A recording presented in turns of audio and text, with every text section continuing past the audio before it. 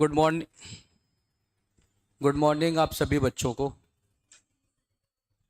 उम्मीद है कि आप लोगों ने दिवाली का जो पर्व है बहुत ही हर्षोल्लास के साथ मना लिया होगा और हम लोग अब अपने बैच की ओर अग्रसर होंगे, अपने लक्ष्य की ओर अग्रसर होंगे। जो बच्चे अभी नहीं आ पाए हैं, जो मुझे लाइव देख पा रहे हैं या सुन पा रहे हैं, आप सभी लोग आ जाइए। और कुछ बच्चे जो है वो सोच रहे हैं कि अब हम छठ मनाने के बाद ही आएँ। ठीक है, तो कोई दिक्कत नहीं, छठ मना के आइए। ठीक है। जो जो छठ मना के आना चाह रहे हैं वो छठ मना के आए, लेकिन लाइव क्लास देखते रहें। ठीक है, आपको क्लास मिली है ऑनलाइन, तो ऑनलाइन क्लास का भी आनंद उठाइए। और जो बच्चे आ गए हैं और आने के बावजूद भी रूम पे सो रहे हैं वो गलत कर रहे हैं। जो घर पे हैं, जो छठ मना रहे हैं वो तो ठीक कर रहे हैं, ऑनलाइन क्लास देख रहे हैं। लेकिन कुछ बच्चे आ भी गए हैं लेकिन आने के बावजूद भी रूम पे सो रहे हैं, तो वो लोग आ जाए। ठीक है, वो लोग आ जाए। आइए बच्चों, नया टॉपिक स्टार्ट करना है, चाल, दूरी एवं समय। स्पीड, डिस्टेंस एंड टाइम, ये आपका नया टॉपिक है। थोड़ा सा ये टॉपिक आपका बड़ा होता है क्योंकि इसी में हम लोग ट्रेन भी पढ़ेंगे, रेलगाड़ी भी चलाएंगे और रेलगाड़ी चलाने के बाद हम लोग इसमें नाव भी चलाएंगे। तो नाव और धारा भी पढ़ना होता है इसमें, इसलिए आपका ये टॉपिक थोड़ा सा लेंदी है। पहले हम लोग स्पीड, टाइम, डिस्टेंस का जो कंप्लीट कॉन्सेप्ट है उसके जो रिलेटेड क्वेश्चंस हैं वो हम लोग करेंगे। उसके बाद हम क्वेश्चन करेंगे रेलगाड़ी के क्वेश्चन, फिर उसके बाद नाव धारा का क्वेश्चन, फिर उसके बाद हम आएंगे प्रैक्टिस सेशन पे। इस बार जो शीट का मॉडल है वो चेंज हो गया है। मॉडल क्या चेंज हो गया है? जो आपको प्रैक्टिस शीट मिला करता था कंबाइंड, कंबाइंड जो प्रैक्टिस शीट मिलती थी उसमें दिक्कत ये आती थी बच्चों को कि अब हमने टाइप 1 पढ़ा दिया या टाइप 2 पढ़ा दिया तो बच्चों को ढूंढना पड़ता था क्वेश्चन कि टाइप 1 का कौन सा सवाल है या टाइप 2 का कौन सा क्वेश्चन है, उसको ढूंढ ढूंढ के करना, तो ढूंढने में काफ़ी टाइम लगता है। इसलिए अब जो प्रैक्टिस सीट के जो क्वेश्चन थे उन क्वेश्चंस को भी टाइप वाइज कर दिया गया। तो जो टाइप आप पढ़ेंगे उस टाइप के क्वेश्चन सॉल्व करते जाइए। टाइप 1 पढ़िए, टाइप 1 का जो पीएसएस कर लीजिए, फिर टाइप 2 पढ़िए उसका पीएस कर लीजिए, फिर टाइप 3 पढ़िए उसका पीएस कर लीजिए। तो इससे पीएस कराने में भी सुविधा होगी और बच्चे जो है आसानी से कर भी पाएंगे। ठीक है, जैसे बच्चे शुरू में ही कठिन सवाल देख लेते हैं पीएस में तो डर जाते हैं कि अब ऐसे ही सारा सवाल होगा, तो नहीं करते हैं। इसलिए अब जो पीएस है उसको भी टाइप वाइज कर दिया गया है। तो आइए बच्चों, चैप्टर की शुरुआत करते हैं, चाल, दूरी और समय। तो सबसे पहले आप चाल हमेशा आप अपने दैनिक जीवन में प्रयोग करते हैं। चाल का प्रयोग आप कहते हैं कि मैं बाइक चलाता हूँ तो 60 किलोमीटर प्रति घंटे की रफ्तार से, या कोई बाइक चला रहा है 100 किलोमीटर प्रति घंटे की रफ्तार से, फोर व्हीलर आप चला रहे हैं 70 किलोमीटर प्रति घंटे की रफ्तार से। तो जब आप ये बोलते हैं, जैसे आपने बोल दिया 70 किलोमीटर प्रति घंटे, 70 किलोमीटर प्रति घंटे, तो बच्चों ये जो प्रति घंटे का मतलब होता है इसका मतलब बटे होता है। इसका मतलब एक्चुअल में क्या है? बटा ही है। और ये क्या है? ये चाल है। ये क्या है बच्चों? ये चाल है, ये स्पीड है। जैसे आपने बोला कि हमने फोर व्हीलर चलाया 70 किलोमीटर प्रति घंटे की रफ्तार से, तो 70 किलोमीटर प्रति घंटे ये आपके फोर व्हीलर की क्या है? स्पीड है, आपके चलने की स्पीड है। तो अगर हम स्पीड की वैल्यू देखें तो जो आपने 70 किलोमीटर प्रति घंटे लिखा है इसका मतलब 70 किलोमीटर और बटे में घंटे का मतलब 1 घंटे, घंटे का मतलब क्या? 1 घंटे। तो 70 किलोमीटर ये किसको प्रदर्शित कर रहा है बच्चों? ये दूरी को। और ये 1 घंटे किसको प्रदर्शित कर रहा है? समय को। इसका मतलब कि आप 1 घंटे में कितने किलोमीटर की दूरी तय कर रहे हैं? 70 किलोमीटर की दूरी। तो अगर आप 1 घंटे में 70 किलोमीटर की दूरी तय कर रहे हैं तो आपकी जो चाल है वो 70 किलोमीटर प्रति घंटे है। अच्छा, कभी आपने चाल ऐसे पढ़ा देखा है कहीं कि 70 किलोमीटर प्रति 3 घंटे? ऐसे कभी चाल देखा है? नहीं, चाल ऐसे आपने कभी नहीं सुना होगा, ना देखा होगा, ना लिखा होगा। क्यों? क्योंकि जो चाल है उस चाल की परिभाषा ही है कि एकांक समय में चली गई दूरी को हम चाल कहते हैं। ठीक है, एकांक समय में चली गई दूरी को हम क्या कहते हैं? चाल कहते हैं। तो जो समय हमारा होना चाहिए वो 1 इकाई होना चाहिए, 1 इकाई। अब ये यूनिट कुछ भी हो सकता है, 1 सेकंड ले लीजिए, ठीक है, 1 घंटे ले लीजिए, 1 मिनट ले लीजिए, एक दिन ले लीजिए, एक वर्ष ले लीजिए, लेकिन समय हमारा एकांक होना चाहिए, यूनिट होना चाहिए। बात आगे समझ में बच्चों? तो एकांक समय में चली गई दूरी को हम क्या कहते हैं? चाल। जैसे अगर आप 1 घंटे में चली गई दूरी 70 है तो चाल आपकी हो जाएगी 70 किलोमीटर प्रति घंटे। अगर 1 सेकंड में चली गई दूरी 100 मीटर है तो आपकी चाल हो जाएगी 100 मीटर प्रति सेकंड। जैसे अगर आप ये बोल दें कि आप 1 सेकंड में एकांक समय में कितना चल रहे हैं? 100 मीटर चल रहे हैं। कितना चल रहे हैं? 100 मीटर। तो एकांक समय में जो चली गई दूरी है, ये दूरी ही क्या है? आपकी चाल है। तो चाल हो जाएगी 100 मीटर प्रति सेकंड। बात आगे समझ में? एकांक समय में चली गई दूरी है, ये 100 मीटर चली गई दूरी है, और 1 सेकंड क्या है? इस दूरी को तय करने में लिया गया समय है। लेकिन ये समय एकांक होगा तभी इसको हम स्पीड बोलेंगे। बात आगे समझ में? तो चाल बराबर होता क्या है? चाल बराबर होता है दूरी बटे समय। क्या होता बच्चों? दूरी बटे समय। लेकिन जब हम चाल की डिफिनेशन बोलते हैं तो समय हमारा क्या होना चाहिए? एकांक होना चाहिए। बात आगे समझ में? तो ये सब समझने वाली बात हो गई। अब हम आते हैं फार्मूले पे बच्चों। देखिए यहां पे हमें केवल एक ही फार्मूला समझना है, चाल बराबर दूरी बटे समय। चाल यानी स्पीड, इसे हम एस से डिनोट करते हैं। चाल बराबर क्या हो जाएगा? दूरी का मतलब डिस्टेंस, और बटे में क्या? समय। दूरी बटे में समय, और समय को हम दिखाएंगे टी से। ठीक है, तो चाल बराबर दूरी बटे समय, ये आपने समझ लिया। अगर हमें चाल को परिभाषित करना होगा तो हम बोल सकते हैं कि समय को क्या कर दीजिए? 1।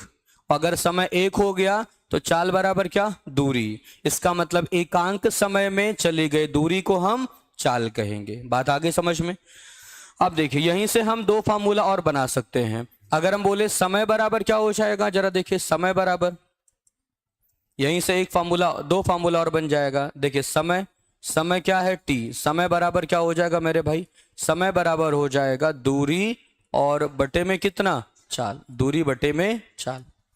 दूरी बटे में चाल। अगर एक याद रहेगा तो बाकी 2 आप लिख लेंगे। समय बराबर हो जाएगा दूरी बटे चाल। और उसके बाद अगर हम दूरी की बात करें तो दूरी, डिस्टेंस बराबर क्या हो जाएगा? दूरी बराबर चाल गुणे समय। चाल गुणे समय, स्पीड इनटू टाइम। चलिए तो सबसे पहले आप ये फार्मूला नोट कर लीजिए इस टॉपिक में। एक बार हम कमेंट देख लें आप लोगों का। क्लास यूट्यूब पे है कि उस पे है? ऐप पे है क्लास? हाँ, तो यूट्यूब ऐप पे देखिए क्लास चल रही है। क्लास तो यूट्यूब पे लग रहा है।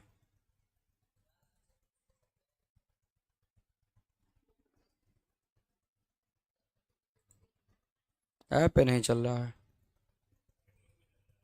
यूट्यूब पे लिंक गया है?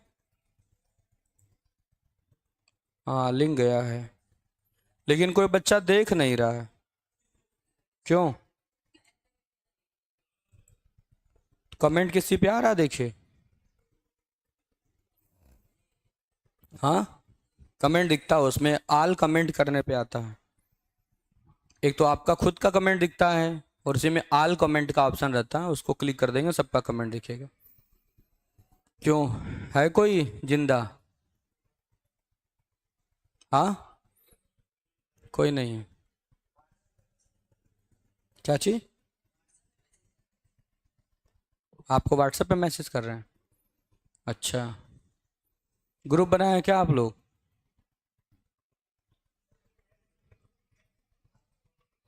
ठीक।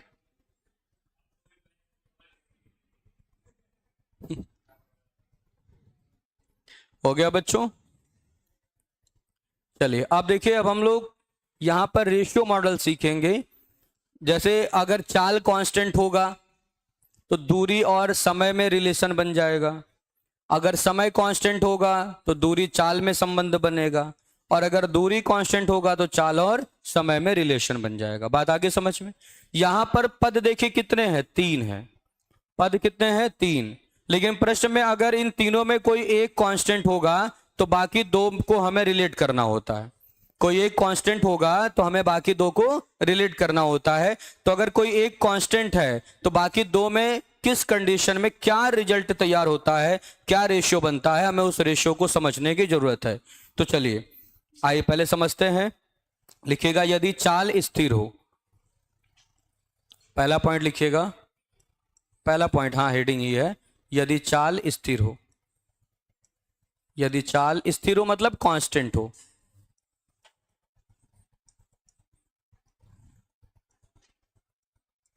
यदि चाल स्थिर हो, स्थिर हो इसका मतलब कांस्टेंट हो।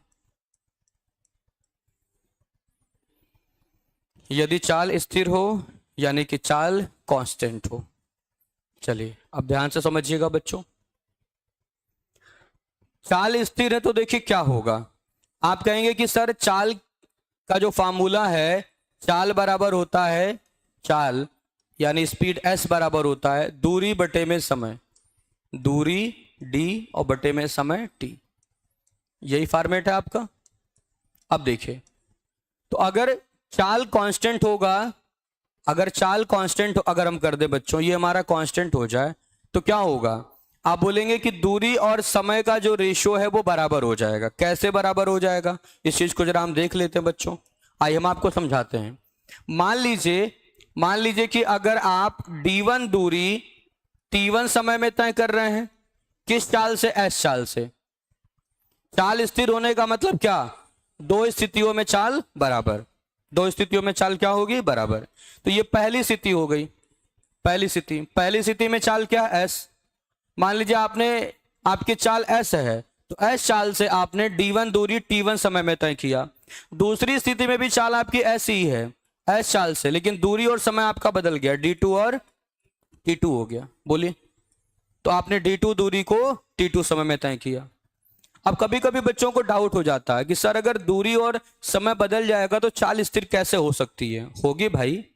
जैसे अगर हम आपसे ये बोलें कि आप 200 किलोमीटर 4 घंटे में तय कर रहे हैं, तो 200 किलोमीटर अगर आप 200 किलोमीटर 4 घंटे में तय करेंगे तो चाल क्या होगी, 50 किलोमीटर प्रति घंटे होगी कि नहीं होगी, होगी। बोलिए भाई। और अगर आप 500 किलोमीटर 100 500 किलोमीटर अगर आप 10 घंटे में तय करें तो, 500 किलोमीटर आप 10 घंटे में तय करें तब चाल क्या होगी, 50। क्या चाल बराबर नहीं है बच्चों। तो अगर हम अलग दूरी अलग समय में, अलग दूरी अलग समय में तय कर रहे हैं, लेकिन दोनों ही स्थिति में हमारी चाल क्या है, कांस्टेंट है, चाल बराबर है, तो जब बायां पक्ष बराबर है तो क्या दायां पक्ष बराबर नहीं होगा, होगा।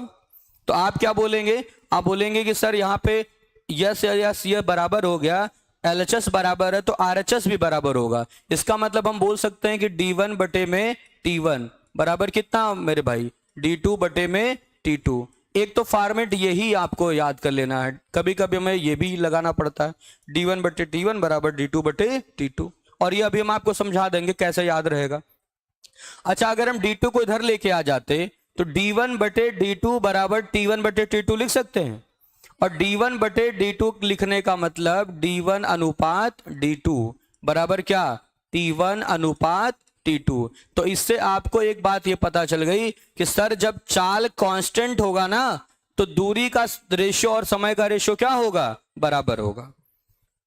जब चाल हमारा कांस्टेंट होगा तो दूरी का जो अनुपात बनेगा, दो स्थितियों में चली गई दूरी का रेशियो और उन दोनों स्थितियों में लिए गए समय का रेशियो क्या होगा, बराबर। ये कब होगा, जब चाल स्थिर होगी। तो हम लिख सकते हैं यदि चाल स्थिर हो तो, यदि चाल स्थिर हो तो,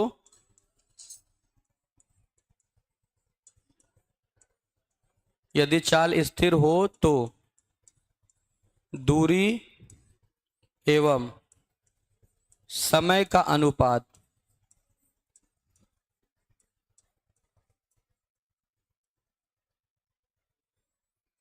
अनुपात समान होता है।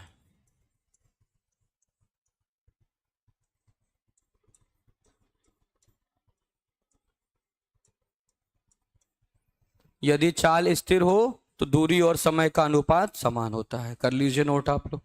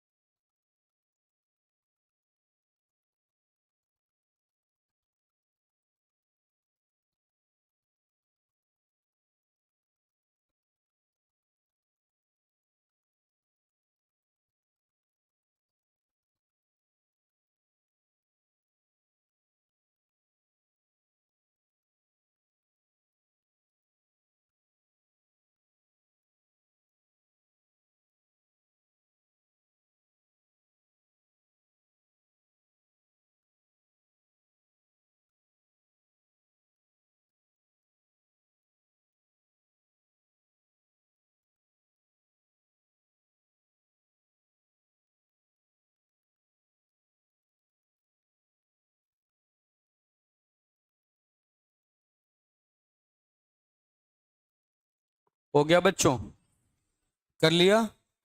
चलिए अब अगली हेडिंग लिखिएगा। ये समझ में आ गया कि चाल स्थिर होगा तो क्या होगा। अभी इसको याद करने का तरीका भी मैं आपको समझा दूंगा। अब आगे लिखिएगा दूसरा, क्या स्थिर कर दिया जाए, यदि समय स्थिर हो तो। यदि समय स्थिर हो तो, यदि समय स्थिर हो तो। चलिए ध्यान से समझिएगा, समय अगर स्थिर होगा तो क्या होगा। देखिए, समय अगर स्थिर हो जाए यानी समय कांस्टेंट हो जाए, तो आपको पता है कि समय क्या फॉर्मूला क्या है। समय t बराबर क्या होता है, समय बराबर होता है दूरी बटे में चाल, दूरी बटे में चाल। अगर समय हमारा कांस्टेंट हो जाए यानी दो स्थितियों में जो हमारा टाइम है वो इक्वल है। मान लेते हैं पहली स्थिति में भी टाइम t है लेकिन दूरी d1 है और चाल s1 है। अच्छा, दूसरी स्थिति में भी हमारा टाइम t है लेकिन दूरी हमारी d2 है और स्पीड s2 है। तो क्या जब बायां पक्ष बराबर होगा तो दायां पक्ष भी बराबर होगा। अब ये तो डाउट नहीं है ना कि समय कैसे बराबर हो सकता है। समय बराबर हो सकता है कि नहीं भाई, ये दूरी अलग चाल से तय कर रहे हैं और इस दूरी को अलग चाल से तय कर रहे हैं। चलिए आप जरा देखिए बच्चों, तो आप बोलेंगे कि d1 बटे में s1 बराबर कितना, d2 बटे में s2। एक तो फॉर्मेट आपके पास ये आ गया, d1 बाई s1 बराबर d2 बाई s2, एक फॉर्मेट ये आ गया। अब आप बोलेंगे अगर हम सर d1 को इधर लेके आए तो d1 बटे d2 बराबर क्या हो जाएगा। इसका मतलब d1 और d2 का जो अनुपात है वो s1 और s2 के अनुपात के बराबर होगा कि नहीं, बोलिए। s1 और s2 के रेशियो के बराबर होगा। तो यहां से रिजल्ट क्या निकल के आया कि अगर समय स्थिर हो तो दूरी का जो अनुपात होगा वही अनुपात चाल का होगा। ठीक है, तो आप ये बोल सकते हैं यदि समय स्थिर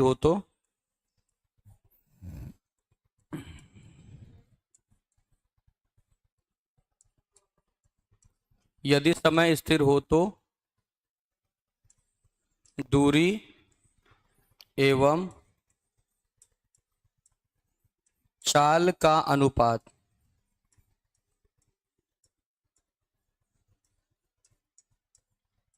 समान होता है।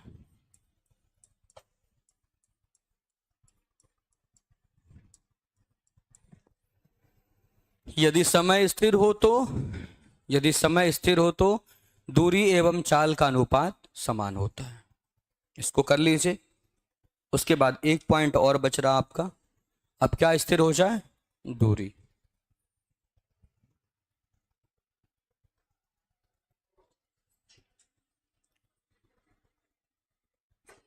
हाँ, इसमें डायरेक्टली प्रोपोर्शनल है।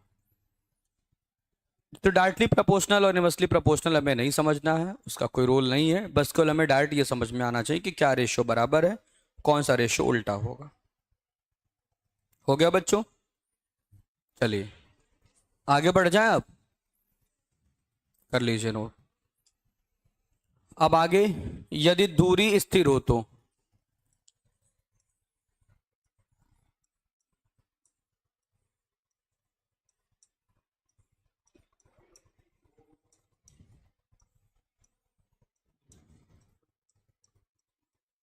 यदि दूरी स्थिर हो तो देखिए बच्चों, दूरी बराबर क्या होता है, चाल गुणे समय। दूरी d बराबर चाल गुणे समय, चाल s और गुणे क्या, समय t। हर एक बच्चा देखेगा, दूरी बराबर होता है चाल गुणे समय। अगर हम बोले कि दूरी हमारी स्थिर है, दूरी कांस्टेंट है, तो पहली स्थिति में दूरी d है, आप बोलेंगे चाल s1 है और समय t1 है। दूसरी स्थिति में भी दूरी d है, चाल s2 है और समय क्या है, t2 है। ये समीकरण नंबर 1 और ये समीकरण नंबर 2। तो यहां से जरा बच्चों बताइएगा कि अगर हम आपसे पूछें कि जब LHS बराबर है तो RHS बराबर होगा, तो S1 T1 बराबर क्या, S2 T2।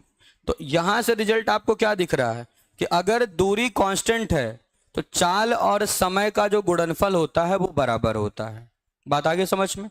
अगर दूरी हमारा कांस्टेंट है तो चाल समय का गुणनफल क्या होगा, चाल और समय का गुणनफल समान होता है। बात आगे समझ में। यदि दूरी स्थिर हो तो, यदि दूरी स्थिर हो तो, यदि दूरी स्थिर हो तो चाल एवं समय का गुणनफल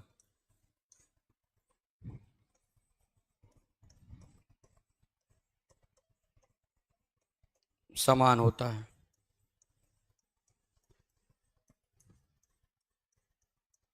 हो गया बच्चों। अच्छा, अब अगर हम यहाँ पे रेशियो बनाना चाहें, अनुपात बनाना चाहें, तो S1 बटे S2, S1 बटे S2 बराबर हम क्या लिख सकते हैं जरा बताइए, T2 बटे T1।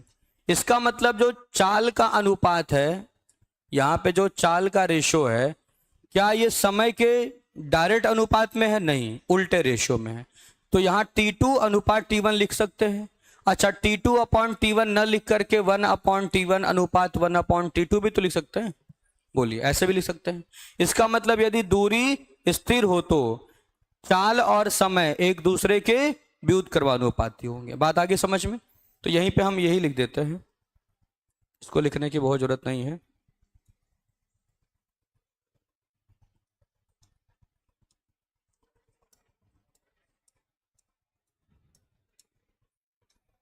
इसके बाद इसको लिख लीजिएगा, यदि दूरी स्थिर हो तो चाल एवं समय एक दूसरे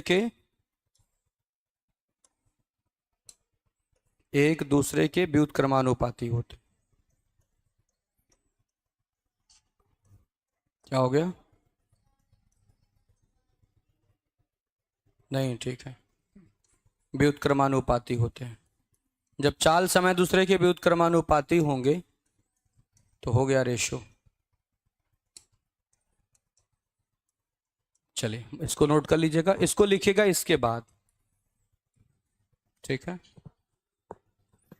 अब हम इसको याद करने का तरीका भी आपको समझा देते हैं कि कैसे याद करना है।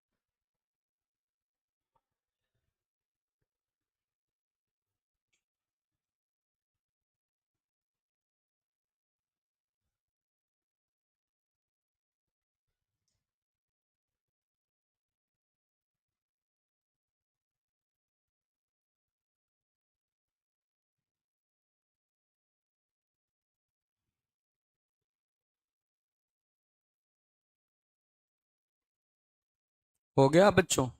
कर लिया नोट? चलिए, अब देखिए, इसको याद करने का तरीका क्या है, बहुत ही आसान है। आपने 3 फार्मूला पढ़ा है।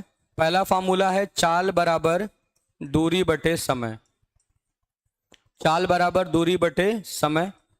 फिर आपने दूसरा फार्मूला पढ़ा समय बराबर दूरी बटे चाल, दूरी बटे चाल। और तीसरा फार्मूला आपने पढ़ा दूरी बराबर चाल गुणे समय, चाल गुणे समय। देखिए, 2 फॉर्मेट आपको याद करना होता है, एक तो डायरेक्ट जो हमारा फॉर्मेट है, और दूसरा रेशियो वाला तरीका। दोनों ही आप बहुत आसानी से याद कर सकते हैं, कोई दिक्कत नहीं है। आप कहेंगे कि सर अगर चाल हमारा कांस्टेंट होगा तो फॉर्मेट क्या बनेगा? चाल कांस्टेंट है तो चाल बराबर होता दूरी बटे समय, तो दूरी बटे समय बराबर दूरी बटे समय, यही तो फॉर्मेट बनेगा भाई। चाल हमारा कांस्टेंट है तो चाल बराबर होता दूरी बटे समय, तो दूरी d1 बटे समय t1 और बराबर दूरी d2 बटे में समय t2, यही फॉर्मेट बनेगा। दूसरा, समय कांस्टेंट है तो क्या बनेगा? समय बराबर क्या होता? दूरी बटे चाल, तो दूरी d1 बटे चाल s1 और बराबर दूरी d2 तो चाल s2, बन गया फॉर्मेट। अच्छा, अगर दूरी कांस्टेंट होगा तो दूरी बराबर होता चाल गुणे समय, तो चाल s1 तो समय t1 और चाल s2 तो समय क्या? t2। एक तो ये फॉर्मेट आपको याद हो गया। अब रेशियो कैसे याद रहेगा जरा देखिएगा। रेशियो याद करने का तरीका क्या है? आप देख रहे हैं ये 3 फार्मूले हैं, इस 3 फार्मूले में 2 फार्मूले में चीजें बटे में है और एक में क्या है? गुणनफल के रूप में है। एक में क्या है? गुणनफल के रूप में है। तो आप कहेंगे कि जहां पर बटे है, जहां पर बटे है वहां पे अनुपात सीधा सीधा बराबर होगा और जहां पे गुणा है वहां पे उल्टा रेशियो बराबर होगा। बात आगे समझ में? अब जैसे चाल कांस्टेंट है, चाल बराबर क्या होता है? दूरी बटे समय। तो जैसे आपने बोला दूरी बटे समय, यानी दूरी का रेशियो समय का रेशियो बराबर, बटे का मतलब बराबर। समझ में आया? बात आगे समझ में? बटे का मतलब क्या है? यहां बराबर। तो चाल कांस्टेंट है तो चाल बराबर होता है दूरी बटे समय। दूरी बटे समय का मतलब दूरी का रेशियो और समय का रेशियो बराबर। अच्छा, समय बराबर क्या है? दूरी बटे चाल। दूरी बटे चाल का मतलब दूरी का रेशियो चाल का रेशियो बराबर। और यहां पे दूरी बराबर होता है चाल गुणे समय। चाल गुणे समय का मतलब चाल का रेशियो और समय का जो रेशियो होगा वो व्युत्क्रमानुपाती होगा, उल्टा अनुपात बनेगा। समझ में आ गया? अब याद हो जाएगा। तो देखिए चाल बराबर क्या होता है? बोलिए। दूरी बटे समय, यानी कि दूरी का रेशियो और समय का रेशियो बराबर हो गया। चलिए, समय बराबर क्या होता है? यानी दूरी का रेशियो और चाल का रेशियो क्या हो जाएगा? बराबर हो जाएगा। अच्छा, दूरी बराबर क्या होता है? चाल गुणे समय, यानी जो चाल का रेशियो होगा वो समय के रेशियो में के उल्टे अनुपात में होगा। बात आगे समझ में? इतना आपको समझना था। ये याद हो गया? बोलिए बच्चों, याद हो गया आप लोगों को? चलिए, तो अब इसके आगे क्वेश्चन की शुरुआत हम लोग कल से करेंगे। जो बच्चे अभी नहीं आ पाए हैं वो कल से आ जा, क्लासेस आपकी स्टार्ट हो गई हैं, ठीक है? कल कितने बच्चे आए थे आप लोगों में से? कोई आया था? कोई नहीं आया था, लेकिन हम आए थे। और क्या क्या चीज क्या करें? अच्छा, फिर हमने और भी सब क्लास में कम कम बच्चा आए तो सबको एक ही साथ बैठा करके संतोष सर की क्लास चलवा दिया था। सारे बच्चे एक ही में बैठ गए थे। फिर संतोष सर कहे कि नहीं हम पढ़ाएंगे। नहीं, बच्चे नहीं आए थे, इंडिविजुअल मैथ केवल बंद था बस। नहीं नहीं, मैसेज गलत आ गया था। इंडिविजुअल मैथ तो बंद था केवल ना। तो इंडिविजुअल मैथ अलग से कहाँ चल रहा है? सब तो इंडिविजुअल कम फाउंडेशन बैचेज है। तो जिसमें मैथ चलता है उसमें और भी सब्जेक्ट चलते हैं ना। चलिए, तो अब इसके आगे कल हम लोग कन्वर्जन सीखेंगे, ठीक है? अब इसी को एक बार दोहरा लीजिए आप लोग।